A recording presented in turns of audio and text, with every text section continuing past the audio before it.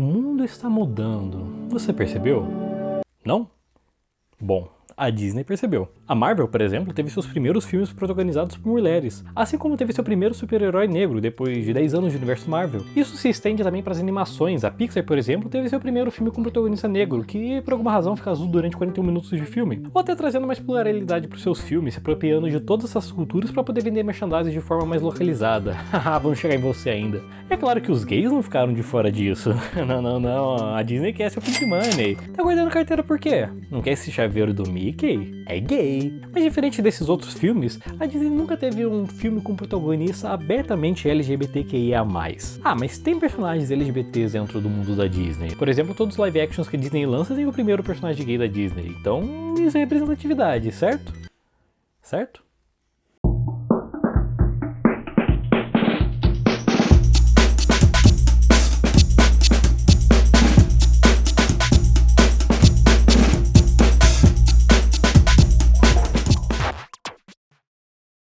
Pra ser justo, vamos começar listando os personagens LGBTs que tem no mundo da Disney. Eu prometo que eu não vou demorar. Nos live actions, por exemplo, temos o LeFou, que é o primeiro personagem gay da Disney. E ele é gay porque, sei lá, ele dança com um cara no final. Ou Art, de Cruella, que é gay porque trabalha com moda, e isso é gay, né?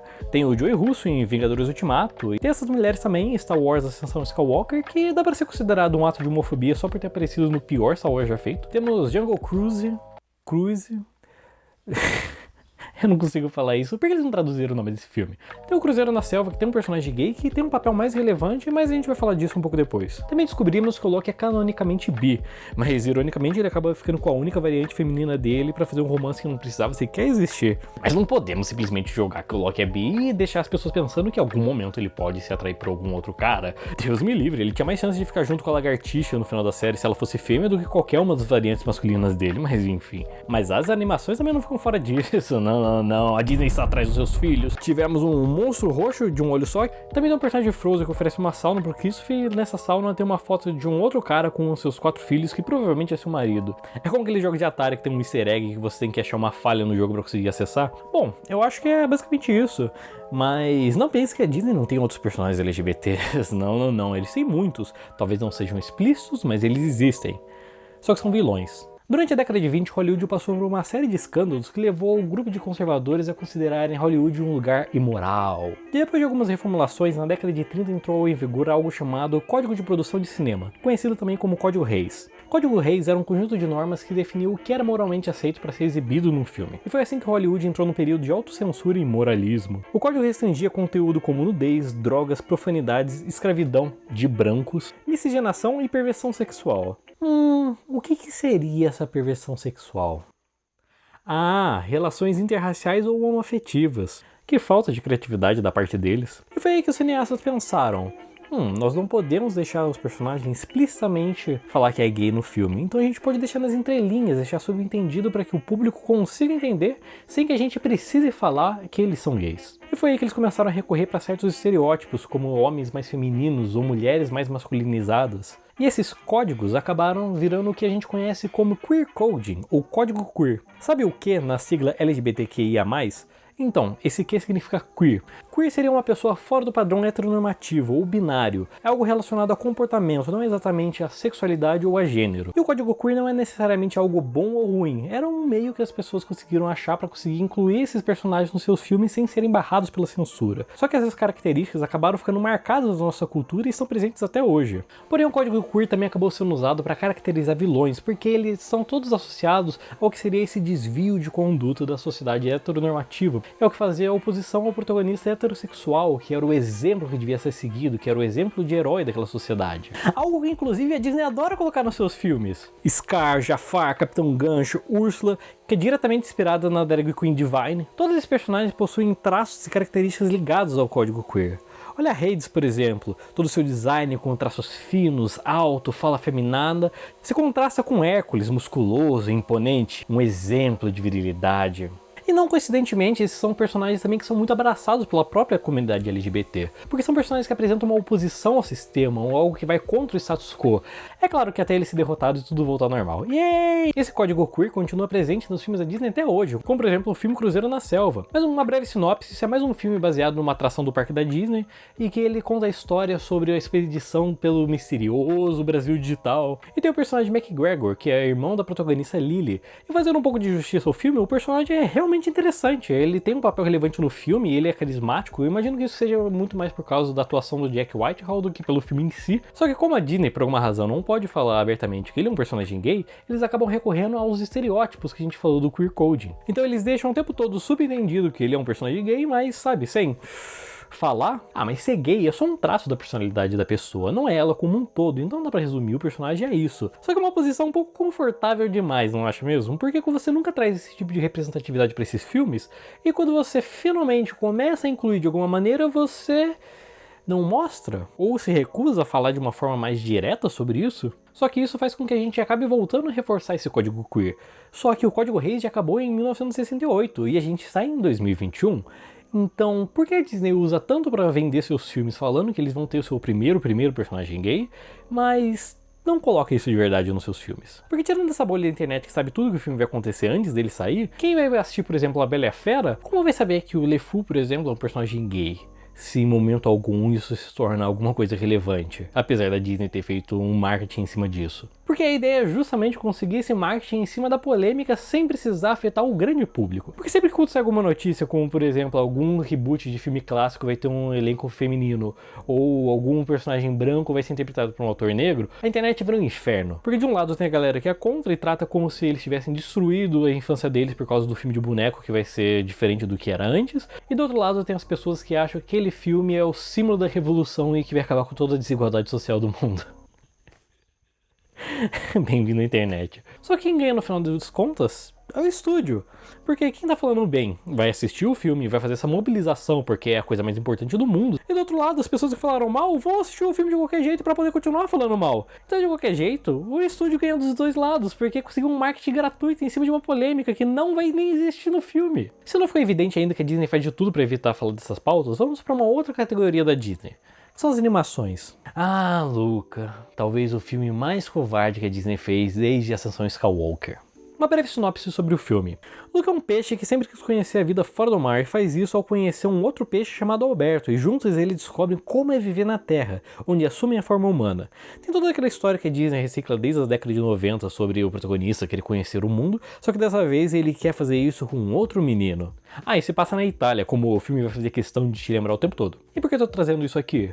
Bom, porque Luca é um romance e uma alegoria gay. Isso até que é facilmente perceptível durante o filme. O protagonista, que acaba de descobrir uma nova realidade, começa a viver essa vida dupla enquanto esconde a verdade dos seus pais conservadores e da sociedade que odeia gay...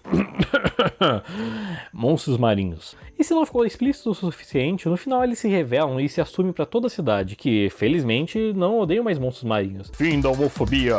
E falar qual filme duas pessoas andam de lambreta na Itália e isso não é um romance. Bom, aparentemente pra Disney isso não é o suficiente, porque o próprio diretor Enrico Casarossa, perdão pelo italiano, fez questão de pontuar que o filme não se trata de um romance, e sim sobre amizade. Você pode ser só um pouquinho mais vago e genérico do que isso? E eu não tenho nada contra amizade, inclusive tenho até alguns amigos, mas resumir esse filme como um filme sobre amizade enquanto tem todos esses outros elementos me parece tão...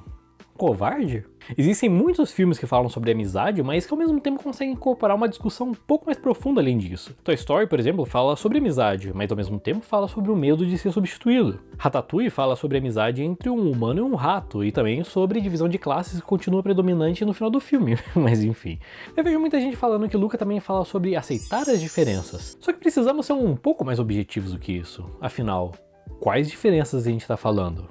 Todas? Porque eu acho que isso fica um pouco vago e até dá uma brecha para algumas interpretações desonestas em relação a isso. Então, devemos aceitar as diferenças entre humanos e seres marinhos? Ou tudo isso está falando sobre aceitar as diferenças em relação a um grupo marginalizado que precisa viver escondido para se proteger contra a violência de uma sociedade conservadora com preconceitos enraizados? Eu acho que aí a gente começa a desenhar um pouco mais sobre o significado do filme. Zootopia usa essa mesma ideia de uma forma bem eficiente, enquanto ele conta a história da amizade entre Judy Hopps e Nick Wilde, também fala sobre você não julgar um indivíduo baseado em concepções preconceituosas ao grupo que ele pertence. Então podemos concordar que Luca traz vários desses elementos que o público LGBT consegue se identificar, como a insegurança de ser descoberto e não ser aceito pelas pessoas ao seu redor, a relutância em aceitar o seu verdadeiro eu, o medo de ser assassinado numa cidade conservadora do interior, sabe? Essas coisinhas do mundinho gay. Mas por que a Disney não assume que esse filme fala sobre essa temática? Tem uma razão. Tá, eu entendo o seu ponto, mas os filmes da Disney são destinados à criança e colocar esses elementos no filme não é uma coisa pra criança. Esse é um argumento muito comum de ver por aí, que é um argumento homofóbico. Porque você falar que existir um personagem gay num filme não é uma coisa pra criança, é você associar imediatamente homossexualidade com erotismo, depravação, que realmente são elementos que não deveriam estar presentes num filme pra criança. Só que, Sig, não é isso. Tem a ver com quem você se atrai, como você se sente, como você se enxerga como um indivíduo na sociedade e como a sociedade te enxerga de volta. E nada disso necessariamente precisa estar ligado ao sexo. Inclusive, o próprio despertar romântico, você começar a se sentir atraído por outras pessoas, acontece na mesma idade, tanto para homossexuais quanto para héteros. E sabemos muito bem que a mídia nunca teve problema nenhum em colocar relações heterossexuais ou até piadas de duplo sentido em conteúdo para criança. Mas se você ainda acha que não é possível fazer conteúdo com temática LGBT destinada à criança, em 2017 a gente teve um curta-metragem chamado In a Heartbeat, que é um curta-metragem muito bonitinho sobre um menino se apaixonando pelo outro. E tudo isso contado de uma forma muito pura e inocente, que é impossível você simplesmente falar que não é apropriado para criança. Tá, mas a Disney é uma coisa muito maior do que um curta-metragem. É muito difícil incorporar essa temática para um público tão grande assim. E aí que você tá enganado, porque a Disney já fez! Luca, eu falei não tem nem 2 minutos, você não tava prestando atenção? O filme já existe e ele se encaixa perfeitamente nessa temática, do jeito que ele é. Claro que eu acho que ele fica alegórico demais em alguns momentos, a ponto de que fica meio óbvio que a Disney tá tentando não deixar muito na cara sobre o que eles estão querendo falar. Mas o filme funciona do jeito que ele é. Mas uma coisa que me irrita dessa história toda é que, apesar de ser questionado e ter negado que o filme se trata sobre o florescer de uma paixão, o diretor Enrico falou que não vê problema nenhum que as pessoas interpretem dessa maneira. E isso é tão frustrante porque parece que isso tudo é sempre jogado na mão do público, é sempre assim, vocês são tão obcecados em enxergar que tudo é gay, que tudo tem a ver com isso, que então você pode ter a interpretação que você quiser. Não acho que essas coisas acontecem por coincidência, não é à toa que no primeiro trailer que saiu de Luca, as pessoas estavam falando que era o Call Me By Your Name da Pixar, porque tudo isso foi pensado, tudo isso foi feito propositalmente, mas no final das contas, eles não querem assumir isso porque o filme já está sendo vendido dessa maneira sem eles precisarem falar. No filme Cruzeiro da Selva tem até um momento bem interessante que o McGregor se assume de certa maneira pro The Rock.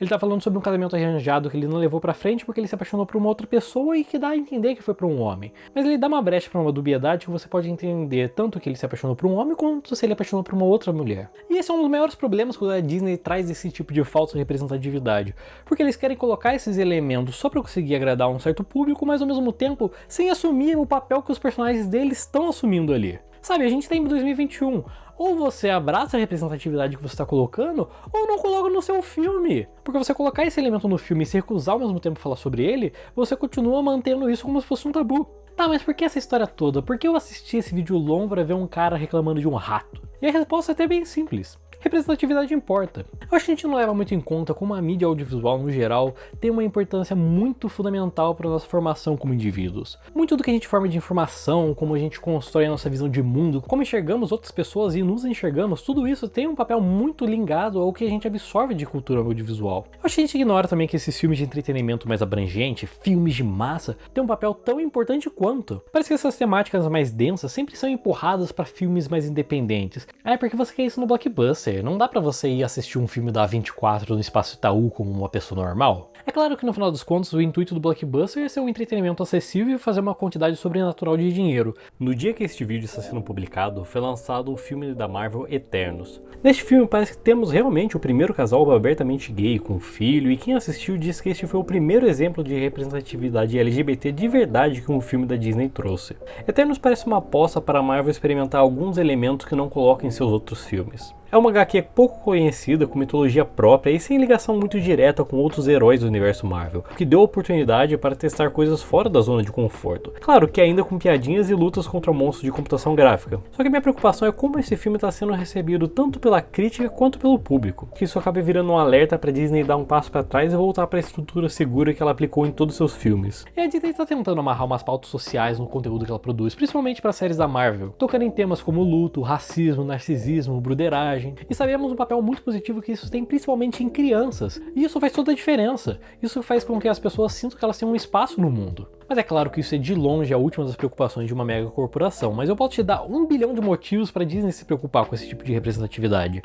E é aí que eu me pergunto, mas por que não com o público LGBT? E esse é principalmente o medo de pisar no pé da família conservadora. A Disney quer que meus filhos sejam gays. E a preocupação da Disney não é restrita apenas à bilheteria. Na verdade, essa é a menor das preocupações dela. Todos os filmes da Disney, na verdade, são um panfleto para você consumir vários outros produtos da Disney relacionados àquele filme. Desde série de TV, atração em parque, musical, e é claro, uma enxurrada de produtos licenciados, desde camiseta e brinquedos até tábua de pizza do Luca, porque em Itália, a bilheteria de Frozen foi de quase 1,3 bilhão de dólares. Mas sabe o que é muito mais interessante do que isso?